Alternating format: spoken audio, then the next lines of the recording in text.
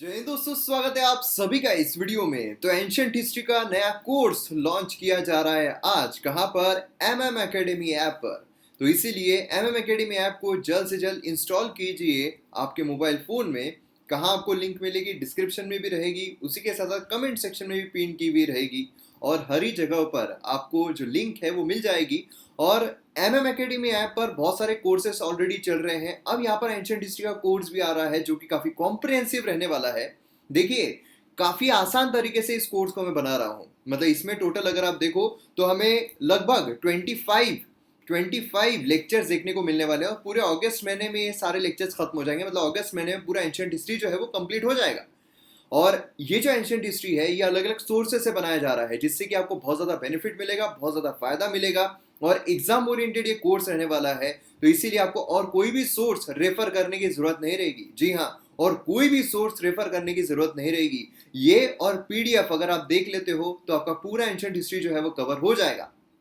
तो इस तरीके का कोर्स आ रहा है। और अब आपको स्पीड का ऑप्शन जो है वो मिलता है एमएम एकेडमी ऐप पर। वीडियोस आप स्पीड ऑप्शन में भी देख सकते हो। उसी के साथ साथ पेमेंट गेटवे में ईएमआई ऑप्शन भी अवेलेबल है। जी हाँ, ईएमआई के थ्रू भी आप पे कर सकते हो। तो इसीलिए प्राइस इंक्रीज होने से पहले सब्सक्रिप्शन ले लीजिए, जल्द से जल्द सब्सक्रिप्शन लीजिए, एमएम एकेडमी फैमिली में ज्वाइन हो जाइए। ऑलरेडी 10,000 से ज्यादा, जी हाँ 10,000 से ज्यादा फैमिली मेंबर जो है वो जुड़ चुके हैं। तो जल्द से जल्द सब्सक्रिप्शन लीजिए और जितने भी कोर्सेस है उन्हें एंजॉय कीजिए। रिलायबिलिटी आप सभी को पता है कि जो क्वालिटी है वो हाई क्वालिटी कंटेंट है और इसीलिए एमएम एकेडमी ऐप को कहा जाता है किंगडम ऑफ क्वालिटी कंटेंट। तो जल्द से जल्द सब्सक्रिप्शन लीजिए और वीडियोस को एंजॉय कीजिए। और कोट मैंने यहाँ पर इंक्लूड इसीलिए नहीं की है क्योंकि मैं कोट डिस्कस करना चाहता हूँ जो मेरी ऑल टाइम फेवरेट है। ब्रूस ली ने कहा था कि मुझे उस इंसान से डर नहीं लगता है जिसने 10,000 किक की प्रैक्टिस एक एक बार की हो, बल्कि मुझे उस इंसान से डर लगता है जिसने एक किक की प्रैक्टिस 10,000 बार की हो। जी हाँ, ब्रूस ली ने ये जब कहा तब इससे हमें क्या समझ में आता है? ये समझ में आता है कि हम बहुत सारे सोर्सेस रेफर करना एक एक बार, इससे बेटर ये होता है कि एक ही सोर्स को रेफर करो बहुत बार। इसीलिए मैं हमेशा कहता हूं कि अगर आप एक किताब से पढ़ रहे हो तो एक ही किताब से पढ़िए, बहुत सारी किताबें मत लीजिए। या फिर एक अगर आप सोर्स यहाँ पर फॉलो कर रहे हो, एमएम एकेडमी सोर्स, मैं जैसे हमेशा कहता हूं कि एमएम एकेडमी ऐप पर जितने भी कोर्सेस है वो इतने रिलायबल है कि आप वही सिर्फ सोर्स फॉलो कीजिए, बाकी आपको कोई भी सोर्स रेफर करने की जरूरत नहीं रहेगी। तो जो ब्रूस ली ने कहा था जो हमें लेजर लाइक फोकस चाहिए होता है वो आपको यहीं से मिलेगा कि एक जगह पर आप फोकस रहिए, एक प्रॉपर सोर्स को आप रेफर कीजिए, आपको बाकी किसी भी सोर्स को रेफर करने की जरूरत नहीं पड़ेगी। अब यहाँ पर हम 3 अगस्त के जो आर्टिकल्स है वो देखने वाले हैं। आप मुझे फेसबुक इंस्टाग्राम पर फॉलो कर सकते हो, उसी के साथ आप पीडीएफ वीडियो अपडेट्स के लिए आप टेलीग्राम पर फॉलो कर सकते हो। टेलीग्राम पर फॉलो जरूर कीजिए। देखिए, वहां से आपको बहुत सारी चीजें देखने को मिलेंगी। मतलब रोज सुबह आपको मोटिवेशनल कोट वहां पर देखने को मिलता है। उसी के साथ साथ आपको जो कौन बनेगा आईएएस सीरीज है उसकी पीडीएफ मिल जाती है। मंथली मैंने अपलोड कर दी है जुलाई की, तो वो मिल जाती है। उसी के साथ साथ आप इंस्टाग्राम पर फॉलो करोगे तो वहां पर भी आपको अपडेट जो है वो मिल जाते हैं, है ना। और उसी के साथ मैं अगर लाइव इंटरेक्शन करूँ वो भी आपको पता चल जाता है। तो इसलिए आप फॉलो जरूर कीजिए। अब यहाँ पर हम मैप बेस्ड एक्सरसाइज देखते हैं। तो आपको स्टेट का नाम जो है ये बताना है जहां पर जो राइनोज है वो री इंट्रोड्यूस करने का उन्होंने सोचा है। ठीक है, तो ये चीज काफी इंपॉर्टेंट है, तो आप कमेंट सेक्शन में उसके रिगार्डिंग जरूर इन्फॉर्मेशन लिखिए। अब यहाँ पर हम न्यूज़पेपर पर जब आते हैं तो आइडियाज पेज, एडिटोरियल पेज हमें यहाँ पर देखने को मिलता है। और इसमें काफ़ी सारे आर्टिकल्स है। जैसे कि यहाँ पर आप देखोगे ये वाला आर्टिकल काफ़ी इंपॉर्टेंट है, हम अच्छी तरीके देखेंगे। ये वाला आर्टिकल जो है ये भी काफ़ी इंपॉर्टेंट है, इंटरेस्टिंग, अच्छी तरीके जानने की कोशिश करेंगे। ये वाला जो आर्टिकल है अभी हमारे एग्जाम पर्सपेक्टिव से इंपॉर्टेंट नहीं है। उसी के साथ ये वाला आर्टिकल जो है ये भी हमारे एग्जाम पर्सपेक्टिव से इंपॉर्टेंट नहीं है। तो काफ़ी हेल्दी हमारे पास आर्टिकल्स है। एक्सप्लेन सेक्शन अगर हम देखते हैं तो इसमें भी फार्म प्रोमिस जो है उसके बारे में बात की गई है, तो इसे भी हम जानने की कोशिश करेंगे। उसी के साथ चिल्ड्रन होते हैं, क्या वो कोविड-19 को ज्यादा स्प्रेड करते हैं, उसके रिगार्डिंग आर्टिकल बात कर रहा है। और ये वाला आर्टिकल क्रू ड्रैगन के बारे में बात कर रहा है। उसी के साथ साथ कुछ न्यूज आर्टिकल्स भी हमारे पास है, जैसे कि ग्लोबल स्मार्टफोन शिपमेंट्स, इसमें चाइना ने किस तरीके से रिकवरी की है। इतना बैकलैश होने के बावजूद जो हवाई है उसने किस तरीके से मार्केट को कैप्चर किया है, फर्स्ट बनकर उभरा है। ये भी हम जानने की कोशिश करेंगे लास्ट में। चलिए, पहले यहाँ पर आ रहा है कि क्रू ड्रैगन जो है वो यहाँ पर किस तरीके से मिशन अपना ले रहा है। अब यहाँ पर क्या हुआ है, फर्स्ट लॉन्च हमें देखने को मिल रहा है अमेरिकन एस्ट्रोनॉट्स अमेरिकन सॉइल से 9 साल के बाद। देखिए कुछ प्रॉब्लम्स आ गई थी 2003 में, ठीक है। फिर उसके बाद जो नासा है उसने अपना स्पेस शटल जो है 2011 में रिटायर कर दिया था, तो इसीलिए उसके बाद कोई वहां पर नहीं जा रहा था। अब यहाँ पर 9 साल के बाद अमेरिकन सॉइल से यहाँ पर हमें देखने को मिला है जो एस्ट्रोनॉट्स है उनके द्वारा, और उसी के साथ साथ यहाँ पर आप देखोगे इन्होंने एक डिफरेंट स्ट्रेटेजी जो है उसका इस्तेमाल किया है। अब ये जो डिफरेंट स्ट्रेटेजी है ये हमारे लिए इंडियन पर्सपेक्टिव से भी काफी ज्यादा इंपॉर्टेंट हो जाती है, क्योंकि हम भी अब उसी वे पर उसी राह पर चल रहे हैं। नासा ने क्या किया है, नासा ने यहाँ पर एक इंटरेस्टिंग स्ट्रेटेजी अपनाई है। क्या अपनाई है कि उन्होंने जो कॉन्ट्रैक्ट है वो प्राइवेट कंपनीज को दिया है। मतलब अब पहले क्या था, पहले एक कंपनी को पूरा कॉन्ट्रैक्ट दे दिया जाता था, एक ही कंपनी को। लेकिन अब उन्होंने क्या किया है, अब यहाँ पर उन्होंने अलग अलग प्राइवेट कंपनीज को फंडिंग दी है, अलग अलग प्राइवेट कंपनीज को कॉन्ट्रैक्ट दिया है। इससे क्या होता है, इससे बेनिफिट ये होता है कि कंपटीशन जो है वो छिड़ जाती है, कौन यहाँ पर बेटर करेगा ये कंपटीशन छिड़ जाती है। और इसकी वजह से क्या होता है कि हमें बेस्ट जो रिसोर्सेस है वो मिलते हैं। अनलाइक स्पेस शटल पास्ट में 4 प्राइवेट कंपनीज जो है वो अब सभी हार्डवेयर को ओन करेंगे, जितनी भी हार्डवेयर है सबको ओन करेंगे, और नासा जो है वो यहाँ पर सर्विसेज उनसे बाय करेगा, ठीक है। और उसी के साथ साथ यहाँ पर जो इनिशियली किए गए हैं उसमें से स्पेस एक्स और बोइंग जो है वो हमें देखने को मिलते हैं। अब यहाँ पर आप देख सकते हो सक्सेसफुल टेक्नोलॉजी जो हमें देखने को मिल रही है। नासा के पास अब क्या रहेगा, अब यहाँ पर उनके पास एक नहीं बल्कि 2 चॉइसेस यहाँ पर रहने वाले हैं फेरी एस्ट्रोनॉट्स के लिए, जो यहाँ पर स्टेशन पर भेजे जा सकते हैं। मतलब यहाँ पर क्या होता है, जब कंपटीशन इंक्रीज होती है, फॉर एग्जांपल फर्ज कीजिए रेलवेज है, रेलवेज मोनोपोली है, किसकी है, गवर्नमेंट की है। आप मुझे एक बात बताइए कि हमारे आर्टिकल 19 में, जो हमारा आर्टिकल 19 है उसमें हमें देखने को मिलता है कि हर इंसान को कोई भी बिजनेस करने का अधिकार है। तो फिर ऐसे कुछ सेक्टर क्यों है कि गवर्नमेंट ने वहां पर अपनी मोनोपोली जमा कर रखी है, क्यों कोई भी इंसान रेलवेज जो है उसमें बिजनेस नहीं कर सकता है, बताइए। इसका जवाब है मैंने पॉलिटिकल लेक्चर्स में दिया हुआ है, जब हमने आर्टिकल 19 फंडामेंटल राइट कवर किया है, कहां पर, एमएम एकेडमी ऐप पर। तो यहां पर जो प्राइवेट कंपनीज है, जो प्राइवेट कंपनीज है उनको अब यहाँ पर क्या किया जा रहा है, उनको बढ़ावा दिया जा रहा है। तो अब क्या होगा, नासा के पास यहाँ पर चॉइस हो गई है, और जैसे जैसे कंपटीशन बढ़ती है, जैसे मैं बता रहा था रेलवेज है, वहां पर जितनी वो टिकट रखेंगे उतनी ही टिकट से जाना पड़ेगा। अगर ट्रेन लेट होती है तो लेट हो रही है, उसमें कोई कुछ नहीं कर पाएगा। लेकिन जैसे जैसे कंपटीशन इंक्रीज होगी वैसे वैसे क्या होगा, टाइम, अब देखो, अब मेट्रो देखो, मेट्रो जो है ज्यादातर वो फास्ट चलती है ना, मतलब fast in the sense speed में नहीं, लेकिन टाइम पे चलती है। मतलब अगर जो इनिशियल स्टेज पे मुंबई में जब इनिशियल स्टेज में आई थी, एकदम टाइम टू टाइम मेट्रोज जो है वो देखने को मिल रही थी। तो इस तरीके से क्या होता है, जो कंपटीशन इंक्रीज होती है तो क्वालिटी जो है वो भी यहाँ पर इंक्रीज होती है। एजुकेशन फील्ड में देख लीजिए, जो ऑनलाइन यहाँ पर चीजें चल रही है, जैसे जैसे कंपटीशन इंक्रीज होती है वैसे वैसे और एडवांस जो चीजें हैं वो नजर आती है, और उसकी क्वालिटी जो है वो भी इंप्रूव होती है। अब खुद से कंपटीशन देख लीजिए, मेरे स्टार्टिंग के लेक्चर्स देखिए किस तरीके के थे, और अभी यहाँ पर काफी ज्यादा इंप्रूवमेंट देखने को मिलती है। एकदम स्टार्टिंग में जब मैंने यूट्यूब पे अपलोड करना शुरू किया था तब किस तरीके का था, और वही एक हम बोल सकते हैं डिसएडवांटेज जो है वो यहाँ पर देखने को मिल रहा है कि अब एजुकेशन सेक्टर में पूरा सैचुरेशन जो है वो देखने को मिल रहा है ऑनलाइन यूट्यूब पर अगर हम देखें। तो इसीलिए जो भी यहाँ पर नए आ रहे हैं उनको उतना ये ना रहने की वजह से, टीचिंग स्किल कितनी भी अच्छी रहे लेकिन जो टेक्नोलॉजी है उससे उनका इतना ज़्यादा जो इन्वॉल्वमेंट है वो ना रहने की वजह से थोड़ा डिसएडवांटेज जो है वो हो जाता है। क्योंकि अब लोगों को ये हो गया है कि हाँ अभी ये एक न्यू नॉर्मल सेट हो गया है कि अब पढ़ाने वाला इस तरीके, इससे ऊपर ही पढ़ाना चाहिए, ऐसा एक न्यू नॉर्मल जो है वो सेट हो जाता है। उसी तरीके से क्या होता है, जैसे जैसे कॉम्पिटिशन इंक्रीज होगी क्वालिटी जो है वो अपने आप इंप्रूव होती ही है, ठीक है। उसी के डेवलपमेंट जो है उसने यहाँ पर बेटर और state of the art product जो है वो यहाँ पर देने की बात की। कंपटीशन जो है प्राइवेट प्लेयर्स में इंक्रीज हो जाएगी। उसी के साथ साथ क्रू ड्रैगन जो है वो यहाँ पर टच स्क्रीन कंट्रोल इस्तेमाल कर रहा है एस्ट्रोनॉट्स के लिए। उसी के साथ डॉकिंग कैपेबिलिटीज जो है वो भी हमें यहाँ पर देखने को मिल रही है। तो इंप्रूवमेंट तो होती ही रहती है। उसी के साथ साथ इलॉन मस्क जो है उसने भी यहाँ पर काफी ज्यादा जो चीजें हैं वो ऑलरेडी एक्सप्लोर की है और अभी भी वो एक्सप्लोर कर रहा है।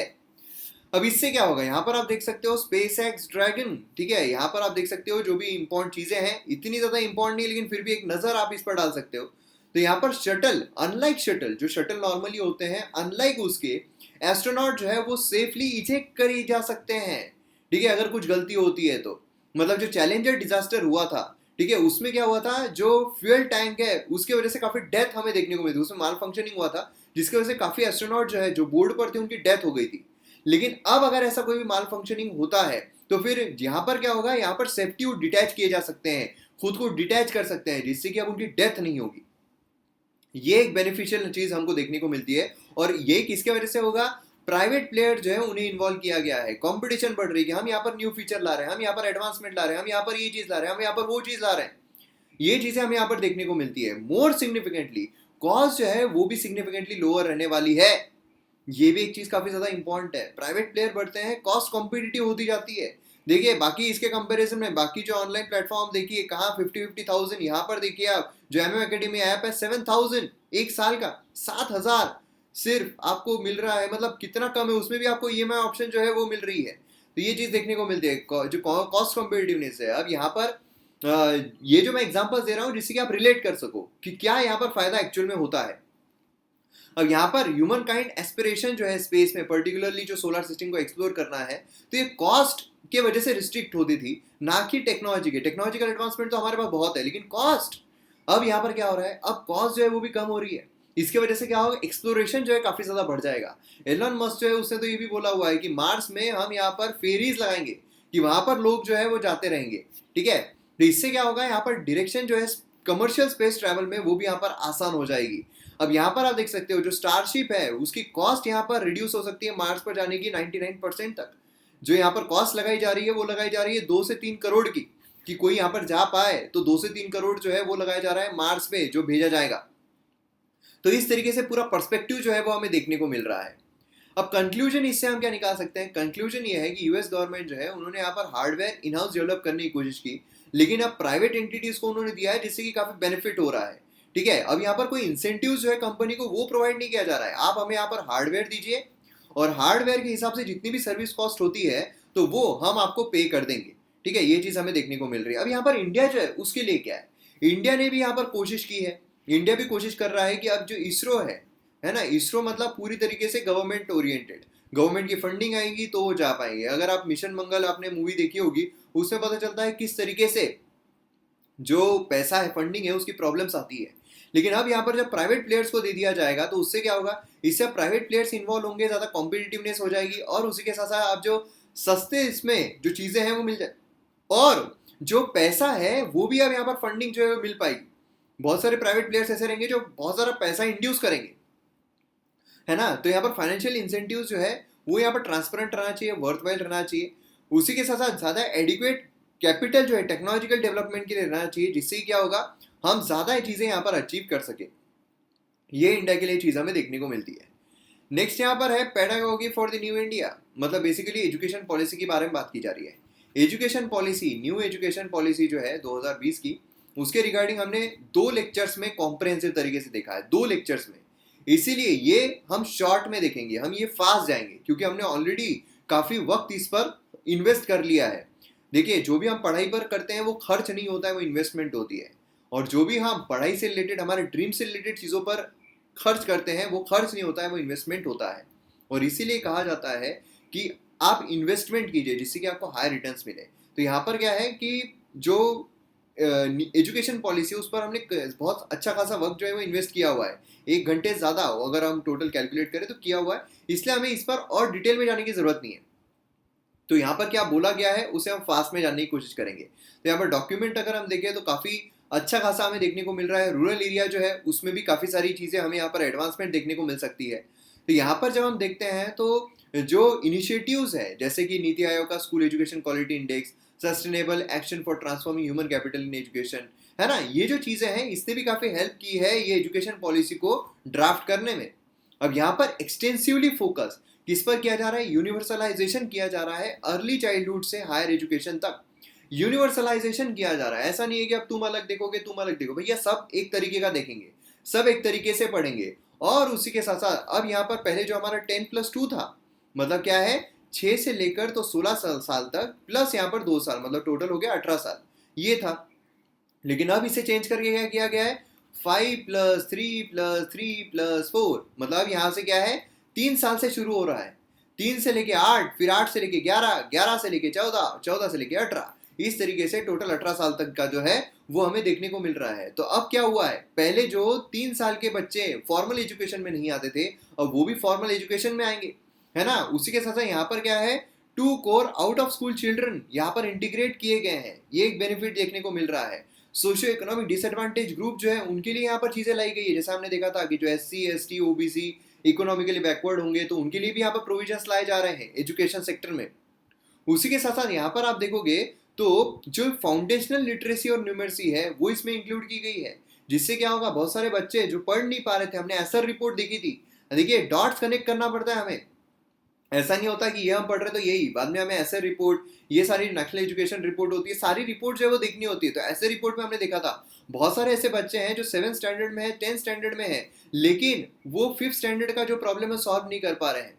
ऐसे भी केसेस हमने देखे थे। तो इस तरीके से यहाँ पर क्या है, फाउंडेशनल लिटरेसी न्यूमर्सी जो होती है वो यहाँ पर काफी बूस्ट करने वाली है, जो एजुकेशन सिस्टम है उसको बूस्ट करने वाली है, ठीक है। और उसी के साथ यहाँ पर क्या है, तो प्ले और एक्टिविटी बेस्ड हमें यहाँ पर चीजें देखने को मिलेगी। मतलब क्या है कि यहाँ पर सीधा आओ और स्कूल में आए, यहाँ पर पढ़ाना शुरू, वो भी इंग्लिश लैंग्वेज में पढ़ाना शुरू, प्रॉब्लम जो है वो शुरू हो रहा है। तो अब यहाँ पर ऐसा नहीं होगा, यहाँ पर प्ले एक्टिविटी बेस्ड रहेगा, मतलब पहले आपका माइंड डेवलप किया जाने वाला है ना। उसी के साथ साथ यहाँ पर जो एनार्किक प्रैक्टिसेस थी उसे भी यहाँ पर डिसमेंटल किया जा रहा है। क्या किया जा रहा है, तो यहाँ पर एक्स्ट्रा करिकुलर, करिकुलर और को करिकुलर सब्जेक्ट जो थे उनमें यहाँ पर डिस्टिंग्विश होता था पहले, अब ये जो डिस्टिंक्शन है वो डिसमेंटल किया गया है, सबको एक साथ लाया गया है। भैया आप सब एक ही है, यहाँ पर पढ़ाई जो है उसी के साथ साथ एक्स्ट्रा करिकुलर जरूरी है, सब कुछ एक ही है, ये यहाँ पर लाया गया है, सबसे इंपॉर्टेंट है। और एक इंपॉर्टेंट चीज, मल्टीपल एंट्री और एग्जिट ऑप्शन। मतलब यहाँ पर क्या है कि आपने एग्जिट कर लिया, ऐसा नहीं है कि आपका सब कुछ बर्बाद हो गया, सब कुछ खत्म हो गया, जो आपने पढ़ा हुआ है वो आपके साथ रहेगा। अमिताभ बच्चन बोलते हैं ना कि कौन बने करोड़पति में, किसी ज्ञान ही आपको आपका हक दिलाता है। यही चीज यहाँ पर हमें देखने को मिल रही है कि जो आपका ज्ञान है वही आपको आपका हक दिलाता है। तो ज्ञान अगर आपके पास है तो कभी भी काम आएगा, और ये चीज को फॉर्मल इसमें लेकर आए हैं। जो बच्चा 10th स्टैंडर्ड तक पढ़ा हुआ है, अब अगर उसने आगे की पढ़ाई नहीं की तो 10th क्या पूरा खराब हो गया उसका? जी नहीं, ज्ञान जो है वो कभी भी आपके काम आ सकता है। इसीलिए यहाँ पर ये चीज़ काफ़ी ज़्यादा इंपॉर्टेंट है कि मल्टीपल एंट्री और एग्जिट ऑप्शन यहाँ पर लाया गया है, जिससे क्या होगा, फ्लेक्सिबिलिटी जो है वो यहाँ पर मिल जाएगी, ठीक है। उसी के साथ साथ वोकेशनल जो एजुकेशन है वो भी दिया जाएगा। टीचर को एजुकेशन जो है उसमें भी यहाँ पर चेंजेस लाए गए हैं। इंटीग्रेटेड जो बीएड का कोर्स है वो हमें देखने को मिलने वाला है, ये एक चीज़ काफ़ी ज़्यादा इंपॉर्टेंट है। उसी के साथ साथ यहाँ पर एकेडमिक क्रेडिट बैंक, जैसा मैंने आपको कहा था कि अगर कोई बच्चा है, अगर उसने 12th जो है वो कर लिया है, उसके बाद उसने फर्स्ट ईयर किया है ग्रेजुएशन का, लेकिन फिर उसे छोड़ना पड़ा है, तो ये जो क्रेडिट है खत्म हो जाएंगे क्या? नहीं, ये वो दूसरे इसमें काम आ सकते हैं। तो अब यहाँ पर कोई भी आप पायदान पर अगर छोड़ते हो तो ऐसा नहीं है कि आप पहला वाला जो रहेगा उस पर आ जाओगे सीधा, है ना। ऐसा नहीं है, जैसे पढ़ा होते हैं ना कौन बने करोड़पति में, तो यहाँ से आप यहाँ पर जा रहे हो, यहाँ से आप यहाँ पर जा रहे हो, यहाँ से आप यहाँ पर जा रहे हो, अगर हार गए तो सीधा नीचे, ऐसा नहीं है। यहाँ पर आप वही पायदान पर रहोगे और वो आप इस्तेमाल कर सकते हो आगे के इसके लिए। तो ये एक चीज़ काफ़ी ज़्यादा इंपॉर्टेंट लाई गई है। उसी के साथ मल्टीलिंगुअल एजुकेशन, यहाँ पर क्या है, आप लैंग्वेज जो है, पहले इंग्लिश जो है वो करना नहीं, अब यहाँ पर आपको रीजनल लैंग्वेज जो है वो प्रावधान दिया गया है कि रीजनल लैंग्वेज में भी होना चाहिए। तो ये काफ़ी इंपॉर्टेंट, मतलब जो हमारे तक्षशिला के दिन थे, नालंदा यूनिवर्सिटी के दिन थे, उस टाइम के दिन जो है वो देखने को मिलते हैं। उसी के साथ साथ यहाँ पर क्या है, जो गवर्नेंस आर्किटेक्चर है वो भी यहाँ पर काफ़ी जो कॉम्प्लेक्स था उसे काफ़ी सिंप्लीफाइड किया गया है, कि पहले ये वो अब सिंप्लीफाई है, अब ऐसा नहीं कि बहुत ज़्यादा कॉम्प्लेक्स है, ठीक है। मिनिमल एसेंशियल रेगुलेशन जो है वो यहाँ पर लाने की बात की जा रही है। और सबसे इंपॉर्टेंट चीज़ क्या है, आउटकम फोकस्ड यहाँ पर रखा जा रहा है, ये एक चीज़ काफ़ी ज़्यादा इंपॉर्टेंट है। उसी के साथ साथ न्यू नॉर्मल एजुकेशन में हमें देखने को मिल रहा है, राइट डायरेक्शन में। न्यू नॉर्मल क्या होता है, न्यू नॉर्मल मतलब जो भी चीज़ें हुई है अब वो वैसी ही अगर रहती है तो न्यू नॉर्मल है। मतलब फॉर एग्जाम्पल, पहले हम मास्क पहन के बाहर जाते थे क्या? नहीं, मास्क पहन के बाहर नहीं जाते थे। अब ऐसा है कि अब हम बाहर जा रहे हैं तो नॉर्मल हो चुका है मास्क पहनना, तो ये हो गया एक न्यू नॉर्मल, ये हम कहते हैं न्यू नॉर्मल। मतलब अब जो एडॉप्ट हो गए हैं हम उस चीज़ को, वो हो जाता है न्यू नॉर्मल, ठीक है। तो ये है न्यू नॉर्मल एजुकेशन सिस्टम में जो है वो हमें देखने को मिल सकता है। तो ये एक चीज़ काफ़ी इंपॉर्टेंट है। नेक्स्ट हमें देखने को मिलता है मिसिंग द टारगेट, ये है पीएम किसान स्कीम के बारे में। पीएम किसान स्कीम जो है उससे रिलेटेड है। अब ये मैंने आर्टिकल लिया इसलिए है, देखिए ये चीज़ें आपको पूछी नहीं जाएगी, जो आर्टिकल में दी हुई है ये चीज़ें आपको नहीं पूछी जाएगी, लेकिन पीएम किसान स्कीम के बारे में पूछा जा सकता है। तो इसीलिए मैंने आपको उसके रिगार्डिंग बताने के लिए लाया हूँ, ठीक है। तो यहाँ पर क्या है, अश्योर्ड मंथली पेंशन जो है 3,000 रुपये का दिया जाता है, eligible small and marginal farmer up to 60 years of age. अब पहले क्या था, इनिशियली स्कीम जो है टारगेट कर रही थी स्मॉल और मार्जिनल लैंडेड फार्मर्स को, लेकिन फिर 2019 में क्या होता है, सभी के लिए एक्सटेंड कर दिया जाता है। देखिए यहाँ पर पीएम किसान और पीएम मानधन, इन दोनों में फर्क है। ठीक है। तो इसीलिए दोनों के क्राइटेरिया में भी डिफरेंस है। तो मैंने वो गवर्नमेंट स्कीम जो है उसमें सब कुछ कवर किया हुआ है। हालांकि यहाँ पर लेकिन अगर आप देखोगे एक्सटेंड कर दिया गया सभी फार्मर्स के लिए, ठीक है। अब यहाँ पर आप देख सकते हो पीएम किसान जो है यूजफुल व्हीकल है जिससे कि सपोर्ट जो है फार्मर को दिया जा सकता है एक यूनिवर्सल बेसिक इनकम की तरह, क्योंकि इसमें क्या है, पैसा जो है प्रोवाइड किया जा रहा है, फार्मर को पैसा यहाँ पर दिया जा रहा है ना। अब यहाँ पर आप देखिए जो जियोग्राफिकल एरिया है तो उसमें बेसिकली क्या है, तो इसमें 52% रूरल और उसी के 48% अर्बन हाउस होल्ड जो है हरियाणा, दिल्ली, राजस्थान, उत्तर प्रदेश, इससे हमें देखने को मिल रहे हैं। और सर्वे जो है उससे हमें पता चल रहा है कि 18% रिपोर्टेड कल्टीवेशन जो है प्राइमरी सोर्स है हाउस होल्ड इनकम का, मतलब यहाँ पर कल्टीवेशन जो है प्राइमरी सोर्स है, ठीक है। और उसमें काफी सारे इनकम लॉस जो है वो हमें देखने को मिल रहा है। अब इनकम लॉस हो रहा है तो पीएम किसान जो उसका रोल काफी ज्यादा इंपॉर्टेंट हो जाता है, क्योंकि जब इनकम लॉस हो रहा है तो पीएम किसान के तौर पर क्या है कि उनके अकाउंट में डायरेक्टली पैसे डाले जा रहे हैं, तो वो प्रॉपर अगर नहीं डाले जाते तो प्रॉब्लम हो जाएगा। और बहुत सारे फार्मर्स के अकाउंट में पैसे नहीं डाले गए हैं, ये प्रॉब्लम हमें देखने को मिल रहा है। तो यहाँ पर आप देख सकते हो लॉजिस्टिक चैलेंजेस जो है काफी ज्यादा है, ट्रांसपोर्टिंग और सेलिंग ऑफ प्रोड्यूस फार्मर्स को जो फेस करना पड़ता है। और क्या हो रहा है, जो प्रधानमंत्री किसान स्कीम है इसमें पैसा जो है प्रॉपरली प्रोवाइड नहीं किया जा पा रहा है। और यहाँ पर आप देखिए ये चीज हमें इंपॉर्टेंट है एग्जाम पर्सपेक्टिव से, ये चीज ये 2-3 स्लाइड रहने वाले आगे के सबसे इंपॉर्टेंट है। तो यहाँ पर सबसे पहला सवाल आपको आ सकता है कि सेंट्रल सेक्टर है स्पॉन्सर्ड है, तो ये आपको बताना है सेक्टर मतलब क्या है। मतलब होता है कि 100% फंडिंग सेंट्रल गवर्नमेंट से है, और स्पॉन्सर्ड मतलब होता है 60-40 जो हम 75-25 देखते हैं। सेंट्रल सेक्टर स्कीम है पीएम किसान, एक सेंट्रल सेक्टर स्कीम है, मतलब पूरा जो पैसा है वो सेंट्रल गवर्नमेंट के द्वारा दिया जाएगा। और एक साल में 6,000 रुपए जो है कैश, डायरेक्ट कैश ट्रांसफर दिया जाता है फार्मर को, ठीक है, 2,000 2,000 2,000 3 इंस्टॉलमेंट्स में। उसी के साथ एलिजिबिलिटी क्या है, सभी लैंड होल्डर फार्मर फैमिलीज जो है वो होते हैं एक्सेप्ट, यहाँ पर क्या सभी नहीं, कुछ कंडीशंस दी गई है कि सभी इंस्टीट्यूशनल लैंड होल्डर्स वो नहीं रहेंगे। उसी के साथ साथ यहाँ पर अगर कोई कैटेगरीज में अगर उनके फैमिली मेंबर आते हैं तो उनको भी नहीं मिलेगा। मतलब कि अगर कोई कॉन्स्टिट्यूशनल पोस्ट पर है, गवर्नर है, गवर्नर के गवर्नर का अगर बच्चा है वो अगर फार्मिंग कर रहा है तो क्या उसे मिलेगा पैसा, उसे नहीं मिलेगा, क्योंकि उसके जो पेरेंट है वो यहाँ पर कॉन्स्टिट्यूशनल पोस्ट पर है।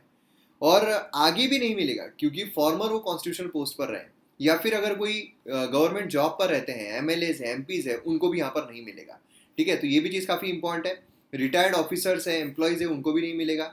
और उसी के साथ साथ यहाँ पर अगर उन्होंने इनकम टैक्स जो है लास्ट असेसमेंट ईयर में पे किया है तो भी नहीं मिलेगा। तो ये जो चीज़ें हैं, ये यहाँ पर प्रोफेशनल डॉक्टर, इंजीनियर, लॉयर्स ये हो जाए तो उनको भी नहीं मिलेगा, तो ये एलिजिबल नहीं है, ठीक है। तो अगर आपको ऐसा आता है सभी एलिजिबल है इररेस्पेक्टिव ऑफ एनी कंडीशन, गलत रहेगा। कुछ कंडीशंस यहाँ पर दी हुई है। डायरेक्ट बेनिफिट ट्रांसफर के थ्रू दिया जा रहा है, इफेक्टिव है रेट्रोस्पेक्टिवली 1 दिसंबर 2018 से। उसी के साथ साथ यहाँ पर बाकी फीचर अगर हम देखें, कैश ट्रांसफर जो है लिंक्ड नहीं है लैंड साइज से, डायरेक्ट कैश ट्रांसफर दिया जाएगा। और उसी के साथ साथ इसमें लैंडलेस टेनेंट जो है वो छूट गए हैं। मोस्ट ऑफ द क्या होते हैं, लैंडलेस टेनेंट्स होते हैं, मतलब यहाँ पर मेरी जमीन है, मेरे पास पैसा है, तो मैं यहाँ पर जो फार्मर्स है उनको हायर कर लूंगा, उनको यहाँ पर नहीं मिलेगा। ये भी एक चीज़ काफ़ी ज़्यादा इंपॉर्टेंट है, ठीक है, तो ध्यान में रखिएगा। नेक्स्ट इस पर आते हैं, इन फार्म प्रोमिसेस सम कंसर्न्स। अब यहाँ पर क्या हो रहा है, फार्म प्रोमिसेस दिए जा रहे हैं, फार्मर यहाँ पर अच्छा खासा कर रहे हैं। मतलब यहाँ पर अगर आप देखोगे तो kharif season so planted 19.3% more area, मतलब एट प्रेजेंट क्या हुआ है 13.9% ज्यादा एरिया जो है उसमें यहाँ पर हमें कवरेज देखने को मिल रहा है। यहाँ पर आप देख सकते हो कि जो सोन एरिया है वो यहाँ पर ज्यादा हमें देखने को मिल रहा है। देखिए आप कितना ज्यादा यहाँ पर देखने को मिल रहा है, बहुत ज्यादा, 2020 2019 के कंपैरिजन में आप देखिए, है ना। तो राइस बोलिए, पल्सेस बोलिए, अरहर बोलिए, उड़द बोलिए, सभी इसमें ज्यादा हो रहा है एज कम्पेयर टू पिछला साल। उसका कारण क्या है कि हमें यहाँ पर साउथ वेस्ट मानसून जो है काफी नॉर्मल नजर आ रहा है, नॉर्मल साउथ वेस्ट मानसून है, इसकी वजह से काफी बेनिफिट हमें यहाँ पर मिल रहा है ना। दूसरी चीज यहाँ पर है कि जो फर्टिलाइजर्स है फार्मर को जो दिया जा रहा है, तो इससे क्या हो रहा है कि फार्मर को अब प्रॉफिट दिख रहा है, तो अब यहाँ पर ज्यादा शो कर रहे हैं कि हाँ भैया बरसात अच्छी खासी आ रही है, हमें बारिश जो अच्छी खासी मिलने वाली है, तो हम यहाँ पर शो कर देते हैं, जिससे क्या होगा हमें यहाँ पर प्रॉफिट जो है वही मिलने वाला है, ठीक है। ये चीज हमें यहाँ पर देखने को मिल रही है। और उसी के साथ साथ यहाँ पर रिकवरी जो है काफी ज्यादा हो रही है, गवर्नमेंट की तरफ से जो फायदा है वो भी दिया जा रहा है। उसी के साथ जब लॉकडाउन लगा था उसमें फार्मर को भी कोई पाबंदी नहीं थी, तो farmer through out the year उन्हें पैसा जो है वो मिल रहा है। उसी के साथ एपीएमसी जो है उसमें चेंज किया गया है, तो फार्मर अब कहीं पर भी बेच सकते हैं, तो उनको एक फायदा जो है वो नजर आ रहा है, जिससे क्या हो रहा है, अब ज्यादा प्लांटेशन हो जा रहे हैं, ज्यादा प्रोडक्शन की तरफ जा रहे हैं, ज्यादा क्वालिटी प्रोडक्शन की तरफ जा रहे हैं, जिससे कि आप अच्छा खासा माल वो बेच सके, ज्यादा प्रॉफिट पर बेच सके, ये हो रहा है। अब उसी के साथ साथ यहाँ पर अगर आप देखो तो कुछ कंसर्न्स भी नजर आते हैं देखिए यहाँ पर बेसिकली अगर हम देखिए ऑनलाइन ऑनगोइंग खरीफ बेसिकली यहाँ पर कंटिन्यूएशन है ट्रेंड फ्रॉम 2018-19 रबी सीजन। ठीक है, बम्पर क्रॉप जो हमें देखने को मिल रहे हैं, ज्यादा बम्पर क्रॉप होंगे जिससे क्या होगा, जो कॉस्ट होती है उसमें भी ज्यादा फ्लक्चुएशन नहीं होगा। और उसे गवर्नमेंट ने भी बोला है कि हम ज्यादा इंटरफियरेंस नहीं करेंगे, जिससे क्या है कि हमारे कॉस्ट भी सही ठीक ठाक रहेगी। अब क्या हो रहा है, लिक्विडिटी जो है काफी ज्यादा दी जा रही है, गवर्नमेंट की तरफ से लिक्विडिटी दी जा रही है, जिसका यहाँ पर एडवांटेज जो है फार्मर्स के द्वारा लिया जा रहा है, अच्छा खासा एडवांटेज लिया जा रहा है। अब यहाँ पर कुछ कंसर्न्स भी जताए जा रहे हैं, अनसर्टेनिटी भी जताई जा रही है। अनसर्टेनिटी क्या है, पहला तो यहाँ पर मानसून जो है खुद से ही अनसर्टेनिटी आ रही है, मतलब यहाँ पर कंट्री जो है 17.6% अबव नॉर्मल रेंज जो है जून में रिसीव हुआ है। ठीक है, अब यहाँ पर डेफिसिट जो है वो हो सकता है, जुलाई रिपोर्टेड 9.9% डेफिसिट, है ना। तो इससे क्या हो रहा है, इससे प्रॉब्लम्स क्रिएट हो सकते हैं कि भैया होगा या नहीं होगा, है ना, ये प्रॉब्लम्स यहाँ पर आ सकते हैं। उसी के साथ साथ यहाँ पर अल नीनो, है ना, इंडियन ओशन डायपोल कंडीशंस ये देखने को मिलती है। अल नीनो मैंने पहले एक्सप्लेन किया हुआ है, उसी के साथ साथ जो ज्योग्राफी के लेक्चर्स है उसमें मैं और अच्छी तरीके से एक्सप्लेन करने वाला हूँ एमएम एकेडमी ऐप पर। अल नीनो फिनोमिना आप देखो, ये नॉर्मल कंडीशन है जहाँ पर क्या होता है बेसिकली, अगर मैं आपको शॉर्ट में बताऊँ तो क्या होता है, इंडियन साइड में जो मस्करीन हाई है, मेडागास्कर के पास देखने को मिलता है, मस्करीन हाई है, वहां से जो हाई प्रेशर डेवलप हो जाता है, हाई प्रेशर डेवलप होता है, और जो हवाएं हैं कहाँ से ज़्यादा, हाई प्रेशर से लो प्रेशर। और हमारा जो तिब्बतन एरिया है, सब इमेजिनेशन पे होता है, इमेजिन कीजिए तिब्बतन एरिया है, वहां पर लो प्रेशर क्रिएट होता है, तो इसीलिए यहाँ से हवाएं जो है वो जाती है तिब्बत की तरफ, और वो जाती है अरेबियन सी से मॉइस्चर इकट्ठा करके, जिससे क्या होता है हमारे जो वेस्टर्न साइड है वहां पर बरसात शुरू हो जाती है, तो उसे हम कहते हैं साउथ वेस्ट मानसून।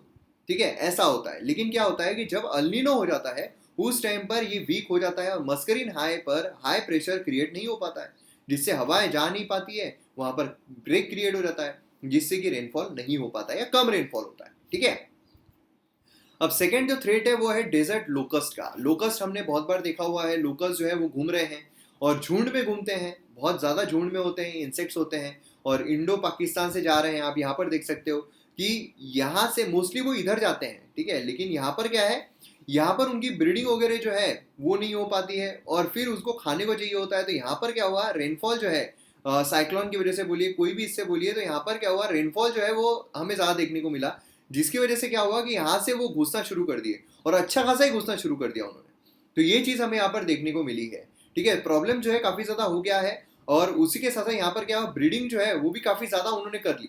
तो इसकी वजह से क्या हुआ, बहुत सारे एरिया जो है यहाँ पर प्रॉब्लमेटिक में आ जाता है। ठीक है, और तीसरा कंसर्न जो है वो मिल्क का। मिल्क देखिए, मिल्क का जो डिमांड है वो पूरा गिर गया है, उसी के साथ साथ मिल्क जो है उसमें क्रैश भी हमें देखने को मिला है प्राइजेस में। बट ऑब्वियसली डिमांड अगर डिक्रीज हो जाएगी तो प्राइजेस जो है उसमें भी डिक्रीज हो जाएगा, ये चीज़ हमें यहाँ पर देखने को मिली है। अब यहाँ पर आप देखिए 10 रुपीज़ पर लीटर जो है फॉल हमें देखने को मिला है। Even this mean that income loss जो है वो भी इतना ज़्यादा पर डे देखने को मिल रहा है, तो ये भी एक बहुत बड़ा डिसएडवांटेज जो है वो हो रहा है। तो पहला क्या है, मॉनसून ही है, अल्नीनो का फैक्टर, दूसरा लोकस्ट है, तीसरा मिल्क का है। तो ये तीन कंसर्न्स जो है एट प्रेजेंट हमें देखने को मिल रहे हैं। ठीक है, नेक्स्ट यहाँ पर आता है चिल्ड्रन जो है क्या वो स्ट्रॉन्ग स्प्रेडर्स है कोविड 19 के। तो देखिए जो चिल्ड्रन है, अब इसमें आप देखो बहुत सारी चीजें हमने यहाँ पर डिस्कस की हुई है। बेसिकली यहाँ पर अगर हम देखें तो बच्चे जो है, बच्चों की इम्यून सिस्टम स्ट्रांग होती है, बच्चों की इम्यून सिस्टम स्ट्रांग है, मतलब खुद यहाँ पर इम्पैक्ट जो है वो इन्फेक्ट नहीं हो सकते हैं कोविड अगर उन्हें होता है तो, लेकिन वो कैरियर बन जाते हैं। मतलब यहाँ पर क्या है, बच्चे कितना तेजी से स्प्रेड कर सकते हैं। तो रिसेंटली यहाँ पर ये बोला गया है कि they are not strong spreaders नहीं है। ठीक है, लेकिन कुछ यहाँ पर फाइंडिंग्स निकल कर आई है जो पब्लिश की गई है। इसमें क्या बोला गया है कि यहाँ पर जो कोविड है वो स्प्रेड होता है, बहुत ज़्यादा स्प्रेड होता है, और वायरल लोड जो है वो compared in 3 age groups, under 5, 5 to 17 and adult. Virus level जो है वो मच हायर है चिल्ड्रन में under 5 compare to other groups, ये हमें यहाँ पर देखने को मिला है। ठीक है, वायरस लेवल जो लेवल होता है वो हायर है 5 में, अंडर 5 में। ठीक है, और उसी के साथ हमें देखने को मिला है कि जो चिल्ड्रन है वो पॉजिटिव केसेस वो खुद यहाँ पर देमसेल्स वहां पर इन्फेक्ट नहीं होते हैं, लेकिन वो कैरियर बन जाते हैं, मतलब जो हाउस होल्ड मेंबर्स हैं उनको इन्फेक्ट कर देते हैं। मतलब जो बच्चे हैं उनको नहीं होगा, लेकिन उनके पेरेंट जो है वो यहाँ पर इन्फेक्ट हो जाएंगे। ये कम्युनिटी स्प्रेड जो है ज्यादा खासा हो जाता है, ये चीज यहाँ पर देखने को मिली है। उसी के साथ साथ स्टडी की गई है of 59,073 contacts of 5,706 COVID cases South Korea में। Of 10,592 household contact 11.8% COVID 19 थे। 48,000 नॉन हाउस होल्ड कॉन्टैक्ट जो है 1.9% को कोविड था। तो ये हमें देखने को मिलता है, मतलब हाउस होल्ड जो कॉन्टैक्ट है उसमें ज़्यादा होता है rather than non house hold contact, क्योंकि लोग अभी मिलना जुलना कम ही कर रहे हैं, नॉर्मली कम कर रहे हैं, तो इस तरीके से हमें देखने को मिल रहा है। और हाउस होल्ड में अगर हम देखें, index patient age 10 to 19 found 18.6% of the contact got infected. ये चीज़ हमें देखने को मिल रही है, मतलब क्या है, बच्चे जो है वो खुद यहाँ पर इन्फेक्ट नहीं होते लेकिन वो स्प्रेड जरूर करते हैं।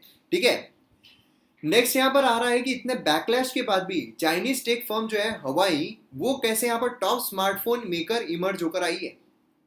तो ये क्यों हमें देखने को मिल रहा है, इसके देखिए कारण मैं आपको ऐसे ही बता देता हूँ, ये तो हम पढ़ेंगे लेकिन कारण मैं आपको ऐसे ही बता देता हूँ। पहला जो कारण है वो ये है, चाइना जो है उसने रिकवरी कर ली है।